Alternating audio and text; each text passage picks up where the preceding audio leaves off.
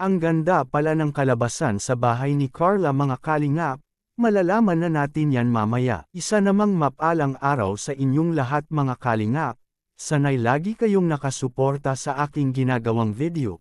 At kung nagustuhan po natin ang ganitong kwento, huwag nating kalimutang mag-like sa nilalaman nito mga kalingap. Paunawa lang po mga kalingap ating tapusin ang kabuuan nito.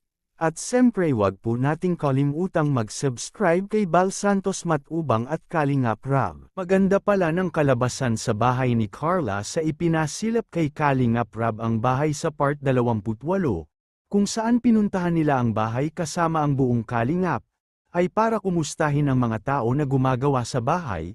Pagdating pa lang nila, ay nagulat ang lahat mga Kalingap, lalo na si Kalingap Rab.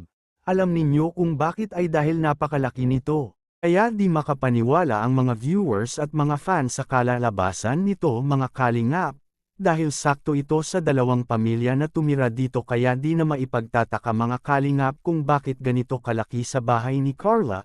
Marami kasi ang nag-sponsor nito kay Carla kasi alam nila ang buhay ni Carla noon na nagsisikap para makaahon sa kahirapan mga kalingap. Ilapitan ang isa sa gumagawa sa bahay ni Carla, tinanong ito kay Kalingap Rab kung maayos ba ang pagkakagawa nito di ba kinulang sa mga materials.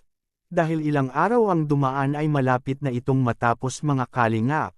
Baka kasi hindi maayos ang pundasyon nito masasayang lang ang mga pera na binibigay ng mga sponsor sa pabahay ni Carla mga kalingap.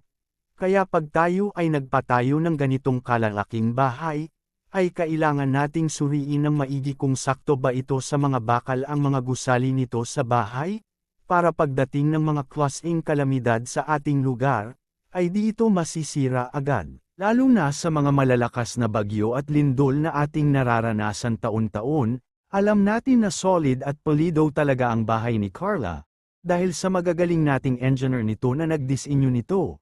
Kaya di mabahala ang lahat kahit mabilis man itong matapos. Sinisiguro naman ng mga gumagawa sa bahay na sulit ang mga perang iginastos nito ng mga sponsor mga kalingap.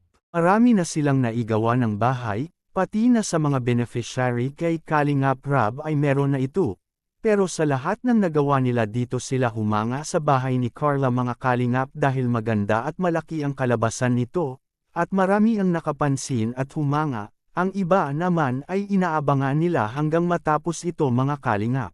Deserve talaga ito ni Carla na magkaroon ng ganito kalaki at kaganda na bahay, sapagkat marami ang nagmamahal sa kanya sa mga sponsor sa viewers at pati na rin ang mga fans nito na laging nakasuporta kay Carla mga kalingap. Kaya aminado talaga ito ay dahil sa di na mabilang na natatanggap niya sa mga taong sumuporta sa kanya mga kalingap. Kaya laking pasasalamat kay Carla sa mga sponsor na walang sawang sumuporta sa kanya at sa mga viewers nito pati na kay Kalingap Rab. Marami ang napahanga at nagagandahan sa disenyo sa bahay, kaya ang iba ay di mapigilan na mapareact sa komento at humanga kay Carla, dahil mayroong 3 kwarto malaking sala at CR sa loob ng bahay, at ito ang mga komento na humahanga ngayon kay Carla.